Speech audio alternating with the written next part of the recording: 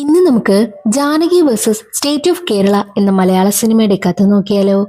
കഥയുടെ ചുരുക്കം എന്തെന്നാൽ, ബാംഗ്ലൂരിൽ ജോലി ചെയ്യുന്ന ജാനകി എന്ന പെൺകുട്ടി കൂട്ടുകാർക്കൊപ്പം നാട്ടിലേക്ക് ഉത്സവം കാണുവാനായി എത്തിയിരിക്കുകയാണ്. അങ്ങനെ കൂട്ടുകാരെ തിരിച്ച് യാത്രയാക്കുവാനായി പോകുന്ന സമയം ബേക്കറിയിലും അവർ കയറുന്നു. അവിടെ വെച്ച് അവൾ ഫോൺ മറന്നു പോവുകയാണ്.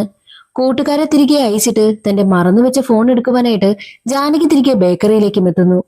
എന്നാൽ അവിടെ വെച്ച് ജാനകി ക്രൂരമായി പീഡിപ്പിക്കപ്പെടുകയാണ്. ഒടുവിൽ അവൾ ഗർഭിണിയുമാകുന്നു. കോടതിയിൽ കേസ് നടത്തുന്ന സമയത്ത് ജാനകിക്കെതിരായി നിന്നതോ നായകനായ ഡേവിഡ് വക്കീലും. ജാനകി കള്ളം പറഞ്ഞതാണെന്ന് ഡേവിഡ് വാദിച്ച് കേസും ക്ലോസ് ചെയ്യുന്നു. ജാനകിയോട് അത്രയും ക്രൂരമായി പെരുമാറിയവനെ കണ്ടെത്തണമെന്ന് ജാനകിക്ക് ആഗ്രഹമുണ്ടായിരുന്നു. അവളെ സഹായിക്കുവാനായിട്ട് ഒരു പോലീസ് കോൺസ്റ്റബിൾ എത്തുകയാണ്. ആരാണ് ഈ കോൺസ്റ്റബിൾ? മാത്രവുമല്ല, ഡേവിഡ് വക്കീലിന് ജാനകിക്ക് നീതി വാങ്ങി കൊടുക്കണമെന്നും ആഗ്രഹമുണ്ടാകുന്നു. ജാനകി പറയുന്നതെല്ലാം സത്യമാണെന്ന് മനസ്സിലാക്കി ഡേവിഡ് വക്കീല് അവൾക്ക് വേണ്ടിയിട്ട് പ്രതിയെ കണ്ടെത്തുവാനായി ഇറങ്ങുകയാണ്. പിന്നീട് ജാനകിക്ക് എന്തൊക്കെ സംഭവിച്ചു, ഗർഭിണിയായ ജാനകി സമൂഹത്തിൽ നേരിടേണ്ടി വന്നത് എന്തൊക്കെയായിരിക്കാം എന്നൊക്കെ അറിയണ്ടേ? എങ്കിൽ നമുക്ക് വേഗം സിനിമയുടെ കഥയിലേക്ക് കടക്കാം. അതിനു മുൻപായിട്ട് വീഡിയോ കാണുന്ന കൂട്ടുകാർ ഒന്ന് ലൈക്ക് ചെയ്തിട്ട് കാണാൻ മറക്കരുതേ. സിനിമ തുടങ്ങുമ്പോൾ ഡേവിഡ് എന്ന പേര് കേട്ട വക്കീലിനെയാണ് കാണിക്കുന്നത്. തന്റെ ജോലിയോട് അത്രയ്ക്കും ആത്മാർത്ഥതയുള്ള, തന്നെ തേടി വരുന്നവർക്ക് നീതി വാങ്ങി നൽകുന്ന മനസാക്ഷിയുള്ള വക്കീലാണ് ഡേവിഡ്. എന്നാൽ ഇപ്പോൾ ഡേവിഡ് സെൻസിറ്റീവ് ആയിട്ടുള്ള ഒരു കേസ് ഏറ്റെടുത്തിരിക്കുകയാണ്. ആ കേസ് എന്തെന്നാൽ, ചർച്ച് ഫാദറായിട്ടുള്ള ഫ്രാൻസിസ് കന്യാസ്ത്രീയോട് മോശമായി പെരുമാറി. കന്യാസ്ത്രീക്ക് നീതി വാങ്ങി നൽകുവാൻ ശ്രമിക്കുന്ന ഡേവിഡിനെതിരായിട്ട് പള്ളിയിലെ ബിഷപ്പും മറ്റു ഫാദേഴ്സും ഒക്കെ എത്തുന്നുണ്ട്. കേസ് പിൻവലിച്ചില്ലെന്നുണ്ടെങ്കിൽ അതിന്റെ പരിണിത ഫലം അനുഭവിക്കുമെന്ന് വിരട്ടുമ്പോൾ ഇനി എന്തൊക്കെ സംഭവിച്ചാലും താൻ കേസുമായി മുന്നോട്ട് തന്നെ പോകുമെന്നതിൽ ഡേവിഡ് ഉറച്ചു നിൽക്കും. കേസിനെ സംബന്ധിച്ച ഡീറ്റെയിൽസ് വാങ്ങുന്നതിനായിട്ട് പോലീസ് സ്റ്റേഷനിലേക്ക് എത്തുകയായിരുന്നു ഡേവിഡ്. എന്നാൽ സ്റ്റേഷന് മുന്നിൽ ഡേവിഡിനെ തടയുന്നതിന് വേണ്ടിയിട്ട് കുറേ ജനങ്ങളുണ്ടായിരുന്നു. അതും ഈ പള്ളിയിലെ ഫാദറിന്റെ കേസിന് എതിരായിട്ട് നിൽക്കുന്നവരാണ്. ഡേവിഡിനെ അകത്തേക്ക് കയറുവാൻ പോലും അവർ അനുവദിക്കുന്നതേയില്ല. പോലീസുകാർക്ക് കൺട്രോൾ ചെയ്യാൻ പറ്റുന്നുണ്ടായിരുന്നില്ല. അങ്ങനെ പോലീസുകാരും സമരക്കാരും തമ്മിൽ വലിയ പ്രശ്നമായി. അതിനിടയിലേക്കായിരുന്നു തന്റെ മകൾ റേപ്പ് ചെയ്യപ്പെട്ടതിനാൽ കേസ് കൊടുക്കുവാനായിട്ട് വിദ്യാധരൻ എന്ന പാവമച്ചൻ സ്റ്റേഷനിലേക്ക് എത്തുന്നതും. വിദ്യാധരൻ ലഹളക്കിടയിൽ പെട്ടുപോയി. പോലീസും ജനങ്ങളും തമ്മിലുള്ള ഉന്തിലും തള്ളിലും അച്ഛനും പെട്ടുപോവുകയാണ്. ഒരു കോൺസ്റ്റബിൾ തള്ളിയതിനാൽ ആ അച്ഛൻ താഴെ വീണ് മരണപ്പെട്ടു പോകുന്നു. അതാകെ പ്രശ്നമായി. ഡേവിഡ് സ്റ്റേഷനിലേക്ക് വന്നതിനാലാണ് അച്ഛൻ മരണപ്പെട്ടു പോയത് എന്നുള്ള രീതിയിൽ വാർത്തയൊക്കെ പുറത്തുവരും.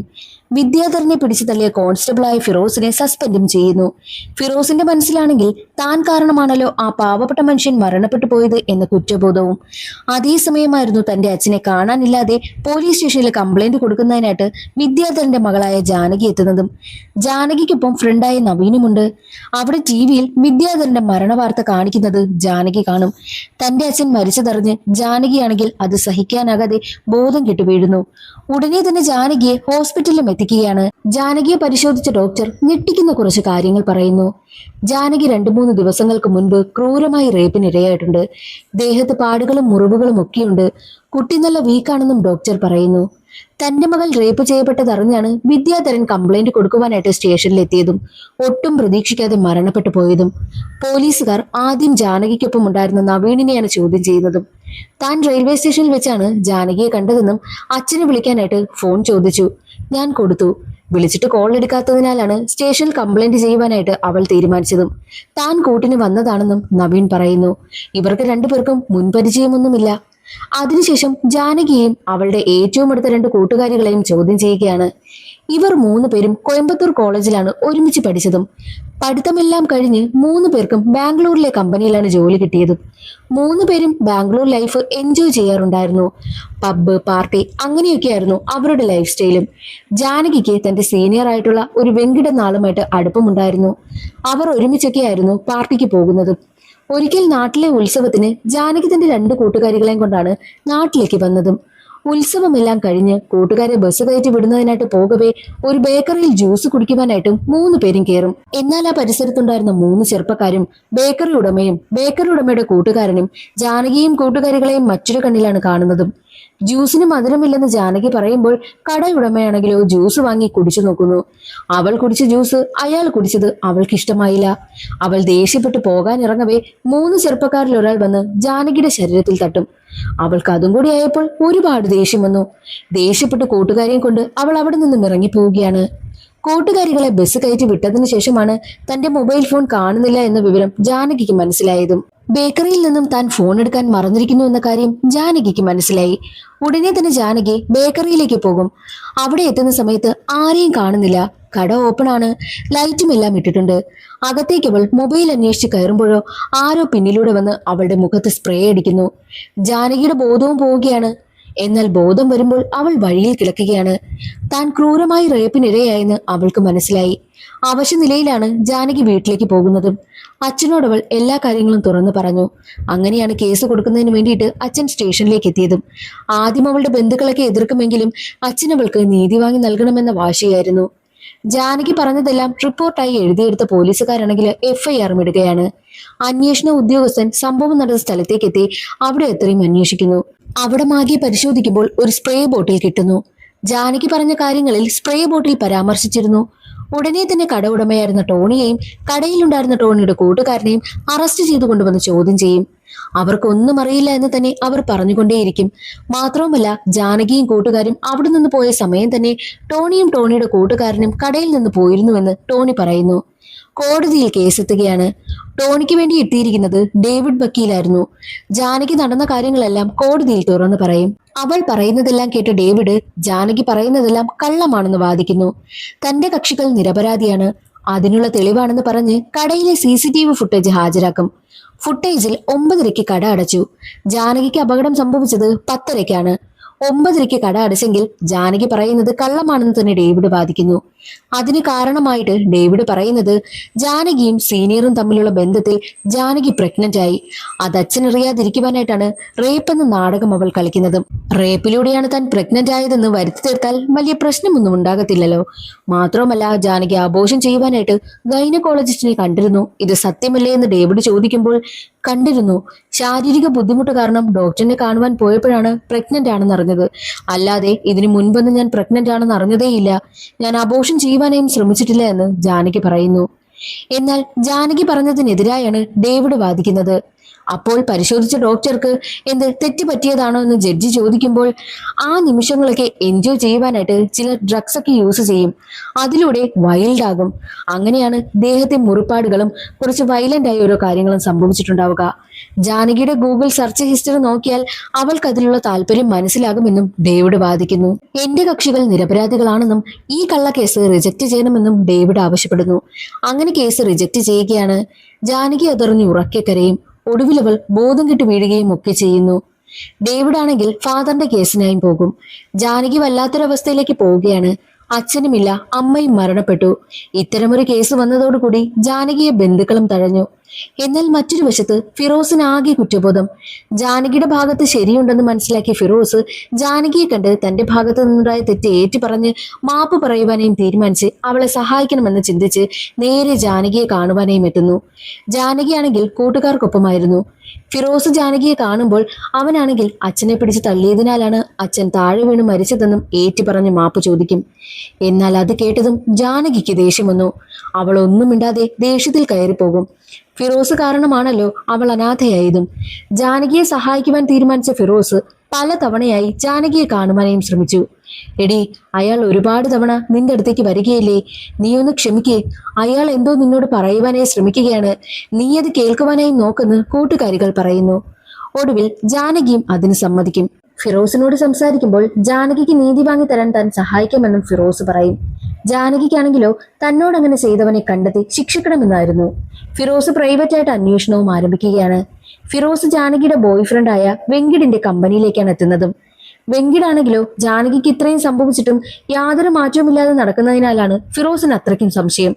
അക്കാര്യം തിരക്കുമ്പോൾ വെങ്കിട് പറയുന്നത്, ഞാനും ജാനകിയും തമ്മിൽ പ്രണയമൊന്നുമില്ലായിരുന്നു, ഞങ്ങൾ നല്ല അടുപ്പമായിരുന്നു, അത്ര തന്നെ.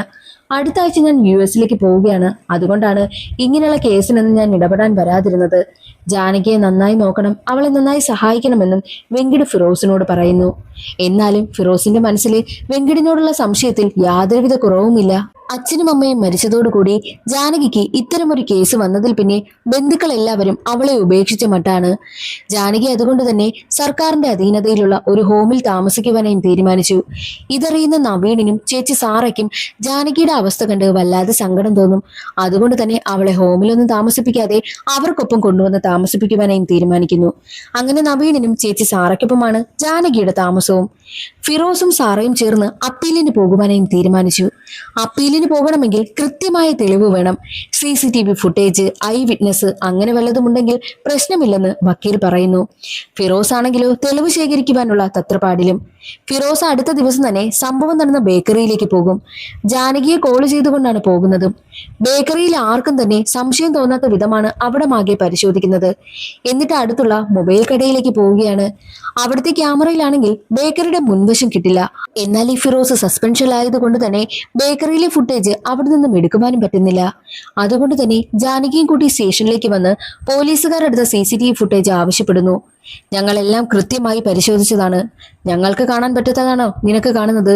നീ എന്താ ഡിറ്റക്റ്റീവ് കളിക്കുകയാണോ എന്നുള്ള രീതിയിൽ ഇൻസ്പെക്ടർ ആണെങ്കിൽ ഫിറോസിന് വഴക്ക് പറഞ്ഞ് അവരെ രണ്ടുപേരെയും അവിടെ നിന്ന് ഒഴിവാക്കുന്നു. അതേസമയമായിരുന്നു ഡേവിഡ് അവിടേക്ക് വരുന്നതും. ജാനകിയെ കാണുന്ന ഡേവിഡ് ഫിറോസിനോട് കാര്യം തിരക്കി. തന്റെ പവർ ഉപയോഗിച്ച് ഇൻസ്പെക്ടറിൽ നിന്നും ഫുട്ടേജ് വാങ്ങി നൽകുകയാണ് ഡേവിഡ്. ജാനകി പറയുന്നതിൽ സത്യമുണ്ടെന്നും ഡേവിഡിന് മനസ്സിലായി. ഫിറോസും ഒരു വശത്ത് ഫുട്ടേജ് പരിശോധിക്കും, ഒപ്പം ഡേവിഡും പരിശോധിക്കുന്നുണ്ട്, ജാനകിയും പരിശോധിക്കുന്നുണ്ട്. ജാനകിക്കും ഫിറോസിനും ഒന്നും തന്നെ അതിൽ നിന്നും കണ്ടെത്തുവാനായും പറ്റിയില്ല. എന്നാൽ ഡേവിഡ് ഫുട്ടേജ് പരിശോധിക്കുമ്പോൾ അതുവഴി പാസ്സായി പോയ കാറിലെ ഗ്ലാസിൽ കട കാണുവാനായും പറ്റുന്നുണ്ടായിരുന്നു. ജാനകി പറഞ്ഞ 10:30 മണി സമയമായിരുന്നു അത്. ബേക്കറി തുറന്നിരിക്കുന്നു, ലൈറ്റുമുണ്ട്. ജാനകി പറഞ്ഞത് സത്യമാണെന്ന് ഡേവിഡിന് മനസ്സിലായി. ഇരകൾക്ക് നീതി വാങ്ങി നൽകുന്ന ഡേവിഡിന് ജാനകിക്കെതിരെ നിന്നതിൽ കുറ്റബോധവും തോന്നുകയാണ്. ഫാദറിന്റെ കേസിൽ നിന്നും ഡേവിഡിനെ വഴിമാറ്റി വിടാനാണ് ഈ കേസിൽ കുടുക്കിയതെന്നും ഡേവിഡിന് മനസ്സിലായി. അതേസമയം തന്നെ ബാംഗ്ലൂരിൽ നിന്ന് വരുന്ന ബസ്സിൽ അടി നടക്കുന്നതിനാൽ ആ വീഡിയോ ആണെങ്കിൽ മുഴുവൻ പ്രചരിക്കുന്നു.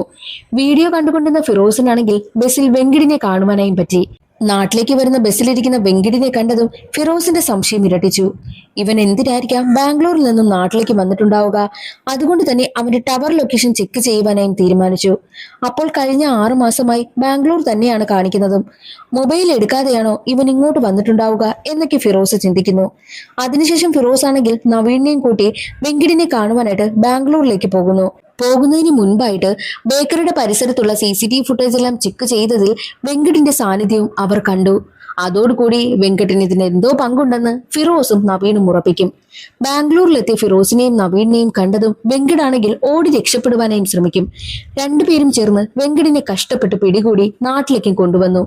നീ എന്തിന് ബേക്കറിയിലേക്ക് വന്നു എന്ന് ചോദിക്കുമ്പോൾ അത് ജാനകിയുടെ മൊബൈൽ ഫോണിന് വേണ്ടിയിട്ടാണെന്നും അതിനുള്ള കാരണവും വെങ്കട് തുറന്നു പറയുന്നു. അത് കേട്ട് ജാനകിയാണെങ്കിൽ ദേഷ്യം കൊണ്ട് ഉറക്കെ അലറുകയാണ് ചെയ്തതും. എന്താണ് കാര്യമെന്ന് നമ്മളെ കാണിച്ചില്ല. ജാനകിക്ക് വേണ്ടി കേസ് വാദിക്കുവാനായിട്ട് നവീൻ ആദ്യം ചെല്ലുന്നത് ഡേവിഡിനടുത്തേക്കായിരുന്നു. ആദ്യം ജാനകിക്കെതിരായി നിന്നതിന് ഇനി അവൾക്ക് വേണ്ടി തനിക്ക് വാദിക്കാനാകില്ല.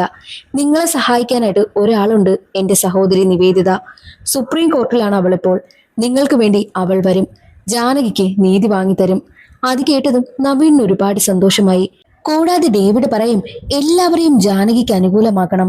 ചീഫ് മിനിസ്റ്ററിനെതിരെയും സ്റ്റേറ്റിനെതിരെയും ഫുൾ സിസ്റ്റത്തിനെതിരെയുമായിരിക്കണം കേസ് കൊടുക്കേണ്ടത്. സ്വന്തം ഇഷ്ടത്തോടെയല്ലാതെ ഗർഭം ധരിച്ച പെണ്ണിന്റെ ശബ്ദമായിരിക്കണം എല്ലാവരും കേൾക്കേണ്ടതെന്നും ഡേവിഡ് പറയുന്നു. അങ്ങനെ കേസ് കോടതിയിലെത്തുകയാണ്. സ്റ്റേറ്റിനെതിരായുള്ള കേസായതിനാൽ ന്യൂസ് ചാനലുകൾ അത് ആഘോഷമാക്കി. നിവേദിതയാണ് ജാനകിക്ക് വേണ്ടിയിട്ട് എത്തിയിരിക്കുന്നതും. വാദം നടക്കുകയാണ്. ആദ്യം വിളിക്കുന്നത് മൊബൈൽ കടക്കാരനെയാണ്. ജാനകിയുടെ മൊബൈൽ ട്രേസ് ചെയ്യുമ്പോൾ ഈ മൊബൈൽ കടയിൽ നിന്നാണ് മൊബൈൽ കണ്ടെത്തിയിരിക്കുന്നത്. ഒരാളുടെ ഫോട്ടോ കാണിച്ചിട്ട് ഇയാളെ അറിയുമോ എന്ന് ചോദിക്കുമ്പോൾ അറിയാം, ഇയാളാണ് ഈ ഒരു ഫോൺ ഇവിടെ കൊണ്ടുവന്ന് വെച്ചിട്ട് പോയതെന്നും മൊബൈൽ കടക്കാരൻ പറയുന്നു. അതിനുശേഷം ഒരു മാപ്പ് സാക്ഷി ഹാജരാക്കുന്നു. അത് മറ്റാരുമല്ല, വെങ്കടായിരുന്നു. സംഭവം എന്തെന്നാൽ വെങ്കട് ജാനകിയുടെ മൊബൈൽ അന്വേഷിച്ചെത്തിയത് അതിലൊരു ആപ്പ് ഇൻസ്റ്റാൾ ചെയ്തിട്ടുണ്ട്. അത് ഡിലീറ്റ് ചെയ്യുന്നതിന് വേണ്ടിയിട്ടാണ്. വെങ്കടിനൊരു ഹോബിയുണ്ട്. പെൺകുട്ടികളുടെ ഫോൺ അവർ ഡ്യൂട്ടിക്ക് കയറുമ്പോൾ ഓഫാക്കി വെച്ചിട്ടാണ് കയറുന്നത്. ആ സമയം അവരറിയാതെ അവരുടെ ഫോണിലേക്ക് ഒരു ഹിഡൻ സ്പൈ ആപ്പ് ഇൻസ്റ്റാൾ ചെയ്യും. അതിലൂടെ ക്യാമറ ഓണായി അവരുടെ ഫോട്ടോസ് എല്ലാം എടുത്ത് വെങ്കടിന്റെ സിസ്റ്റമിലേക്ക് അയക്കും. കൂടുതലും പ്രൈവറ്റ് ഫോട്ടോസ് എല്ലാം കണ്ട് വെങ്കട് എൻജോയ് ചെയ്യുമായിരുന്നു. അതേ ആപ്പ് ജാനകിയുടെ ഫോണിലുമുണ്ട്. ജാനകിയുടെ ഈ ഒരു കേസ് വിവാദമാകുന്ന സമയത്ത് എന്തായാലും അവളുടെ ഫോൺ പരിശോധിക്കും. അപ്പോൾ ഈ ഒരു ആപ്പിന്റെ കാര്യം ഉയർന്നു വരുമല്ലോ, താൻ പിടിക്കപ്പെടുമെന്ന് പേടിച്ചാണ് വെങ്കട് ഫോൺ കൈക്കലാക്കുവാനായി എത്തിയതെന്നും തുറന്നു പറയുന്നു. ജാനകിയുടെ ഫോണിൽ നിന്നും അവസാനമായിട്ട് വന്ന ഫോട്ടോ പ്രതിയുടേതായിരുന്നു. ആ ഫോട്ടോയാണ് ഇപ്പോൾ നിവേദിതയുടെ കയ്യിൽ കിട്ടി നിവേദിതയാണെങ്കിൽ മൊബൈൽ കടക്കാരനെ കാണിച്ചതും. പിന്നീട് കാണിക്കുന്നത് ജാനകിക്ക് എന്താണ് സംഭവിച്ചതെന്ന് നിവേദിത പറയുന്നതാണ്. യഥാർത്ഥ പ്രതി ആ ബേക്കറിയിൽ നിൽക്കുന്ന ഹിന്ദിക്കാരിൽ ഒരാളാണ്. അന്ന് ജാനകി പോകുന്ന സമയത്ത് ഫോൺ കടയിൽ വെച്ച് മറന്നിരുന്നു. ആ ഫോൺ തിരക്കി ജാനകി വരുമെന്ന് അയാൾക്ക് കൃത്യമായി അറിയാമായിരുന്നു. അതുകൊണ്ട് തന്നെ 9:30 കട ക്ലോസ് ചെയ്ത് ക്യാമറയെ കബളിപ്പിച്ചു. മാത്രമല്ല കടയിലിരിക്കുന്ന ക്യാമറയ്ക്ക് ഒരു പ്രത്യേകതയുണ്ട്. അതിന് മുകളിലായിട്ട് ഒരു അടപ്പുണ്ട്. ആ അടപ്പ് ഉപയോഗിച്ച് ക്യാമറ ക്ലോസ് ചെയ്യാനാകും. ക്ലോസ് ചെയ്താൽ ഫുൾ ഇരുട്ടാണ്. അതറിയാവുന്ന അയാളാണെങ്കിലോ ലൈറ്റ് അണച്ച് എല്ലാം ക്ലോസ് ചെയ്തിട്ട് ക്യാമറയും ക്ലോസ് ചെയ്തതിനു ശേഷം കട തുറന്ന് ലൈറ്റ് ഇട്ടു. മൊബൈൽ അന്വേഷിച്ച് ജാനകി അതേ സമയമായിരുന്നു കടയിലേക്ക് എത്തുന്നതും. അവളുടെ പിറകിലൂടെ വന്ന ആ ഒരു പ്രതിയാണെങ്കിലോ അവളുടെ മുഖത്ത് സ്പ്രേ അടിച്ച് അവളെ മയക്കി. അവളുടെ ദേഹത്ത് ഒരു ഡ്രഗ്സും ഇഞ്ചക്ട് ചെയ്തു. കാര്യം കഴിഞ്ഞതും അവളെ വഴിയിൽ ഉപേക്ഷിച്ചു. ജാനകിയുടെ ഫോൺ ആണെങ്കിൽ സ്വിച്ച് ഓഫ് ആക്കിയ പ്രതിയാണെങ്കിൽ സംഭവം നടന്ന് 1 മാസത്തിന് ശേഷമാണ് ഫോൺ ഓണാക്കി ആ മൊബൈൽ കടയിൽ കൊണ്ടുവന്ന് വിറ്റിട്ട് തന്റെ നാട്ടിലേക്ക് പോയതും. പ്രതിയെക്കുറിച്ചും കേസിനെ പറ്റിയും കോടതിക്ക് ബോധ്യപ്പെട്ടിരിക്കുകയാണ്. പ്രതിയെ തിരിച്ചറിയുവാനായി പറ്റിയത് ജാനകിയുടെ ഫോണിൽ ഇൻസ്റ്റാൾ ചെയ്യപ്പെട്ടിരുന്ന ആ ഒരു സ്പൈ ആപ്പ് വഴിയാണ്. അങ്ങനെ അടുത്ത കേസിന് മുൻപ് പ്രതിയെ ഹാജരാക്കണമെന്നും കോടതി വിധിക്കുന്നു. പക്ഷേ അയാളുള്ളത് അവരുടെ നാട്ടിലും. ആ ഗ്രാമത്തിലേക്ക് പ്രവേശിക്കുന്നത് കുറച്ച് പാടാണ്. അവിടെ ഒരു ഉത്സവം നടക്കും. പല നാട്ടിലുള്ളവരെല്ലാം ഉത്സവ സമയത്ത് ആ നാട്ടിൽ വന്ന് ഒത്തുകൂടുന്നത് പതിവാണ്. എങ്ങനെയെങ്കിലും ആ ഒരു ഉത്സവ സമയത്ത് മാത്രമേ നമുക്ക് പ്രതിയെ പൊക്കാനാകൂ എന്നും പോലീസ് ഇൻസ്പെക്ടർ ആണെങ്കിൽ നവീനിനോടും ഫിറോസിനോടും ഡേവിഡിനോടും ഒക്കെ പറയുന്നു. അങ്ങനെ ഇവരെല്ലാവരും ചേർന്ന് പ്രതിയെ പൊക്കുവാനായിട്ട് അവന്റെ നാട്ടിലേക്ക് പോകുന്നു. അവിടെയാണെങ്കിൽ ഉത്സവം നടക്കുകയാണല്ലോ. ഒരു വലിയ ഫൈറ്റിനൊടുവിൽ പ്രതിയെ പിടികൂടുകയാണ്. കോടതിയിലേക്കും ഹാജരാക്കും. അയാളുടെ മുഖത്ത് നോക്കുവാൻ പോലും ജാനകിക്ക് അറപ്പായിരുന്നു. പ്രതിയെ കണ്ടതും അവൾക്ക് എന്ത് ചെയ്യണമെന്ന് അറിയാത്ത മട്ടിൽ ഇരിക്കുകയാണ്. കോടതിയിലെ തെളിവുകളെല്ലാം പ്രതിക്കെതിരായിരുന്നു. അങ്ങനെ ഫൈനൽ വിധി വരുന്ന ദിവസം എത്തി. നിവേദിത ജഡ്ജിയോട് പറയും, ഒരു സ്ത്രീ ഗർഭിണിയാകേണ്ടത് അവളുടെ പൂർണ്ണ സമ്മതത്തോടു കൂടിയാകണം. അതും അവൾ സന്തോഷമായിരിക്കണം. എന്നാൽ ജാനകിയുടെ അവസ്ഥ അതല്ലല്ലോ. എല്ലാ സ്ത്രീകളെയും പോലെ അഭിമാനത്തോടു കൂടി ഈ സമൂഹത്തിൽ ജീവിക്കാൻ ജാനകിക്കും അവകാശമുണ്ടെന്ന് നിവേദിത വാദിക്കുന്നു. എന്നാൽ കുഞ്ഞിന് ജീവിക്കാൻ അവകാശമുണ്ടെന്ന് ഓപ്പോസിറ്റ് വക്കീൽ വാദിക്കുകയാണ്. ജാനകി തന്നെ കുഞ്ഞിനെ പ്രസവിച്ച് വളർത്തണമെന്നാണ് വക്കീൽ പറയുന്നത്. എന്നാൽ ആ വക്കീലിന്റെ വാദത്തെ ഡേവിഡ് എതിർക്കും. ജാനകിക്ക് വേണ്ടിയിട്ട് ഡേവിഡ് സപ്പോർട്ട് ചെയ്യും. ആർട്ടിക്കിൾ 21 പ്രകാരമാണ് ഡേവിഡ് സംസാരിക്കുന്നതും. ജാനകിയോട് ജഡ്ജി ചോദിക്കുമ്പോൾ തനിക്ക് എല്ലാ സ്ത്രീകളെയും പോലെ ജീവിക്കാൻ അവകാശമുണ്ട്. പക്ഷേ കുഞ്ഞിനെ കൊന്നുകളയാൻ എനിക്ക് താല്പര്യമില്ല. അതും ഒരു ജീവനാണ്. പക്ഷേ ആ ഒരു കുഞ്ഞിനെ പ്രസവിക്കുവാനോ വളർത്തുവാനോ തനിക്ക് താല്പര്യമില്ല എന്ന് ജാനകി ഉറപ്പിച്ചു തന്നെ പറയുന്നു. അങ്ങനെ കോടതി വിധി വരികയാണ്. ജാനകിയുടെ താല്പര്യത്തോടെ അല്ലാതെ നടന്ന ഗർഭം. കുഞ്ഞിനെ നശിപ്പിക്കുവാൻ ജാനകിക്ക് താല്പര്യമില്ലാത്ത പക്ഷം ജാനകിയുടെ കുഞ്ഞിനെ സിസേറിയൻ ചെയ്ത് പുറത്തെടുക്കുവാനും ആ കുഞ്ഞിന്റെ ഉത്തരവാദിത്വം സ്റ്റേറ്റ് ഗവൺമെന്റ് ഏറ്റെടുക്കണം. കുഞ്ഞിൽ ജാനകിക്ക് ഉത്തരവാദിത്വമില്ല എന്നും കോടതി വിധി വരുന്നു. ജാനകിയെ നശിപ്പിച്ചവനെ ശിക്ഷിക്കുവാനും വിധിക്കും. മാത്രവുമല്ല കൃത്യമായി കേസ് അന്വേഷിക്കാത്തതിനാൽ അന്വേഷണ ഉദ്യോഗസ്ഥനെയും സസ്പെൻഡ് ചെയ്യുന്നു. കൂടാതെ വെങ്കട് ചെയ്തത് സൈബർ ക്രൈം ആയതിനാൽ വെങ്കടിനെയും 3 വർഷത്തേക്ക് കോടതി ശിക്ഷ വിധിക്കുകയാണ്. മറ്റൊരു വശത്ത് 7 മാസമായ ജാനകിയെ സിസേറിയനിലൂടെ ജാനകിയുടെ വയറ്റിൽ കിടക്കുന്ന കുഞ്ഞിനെയും പുറത്തെടുക്കുന്നു.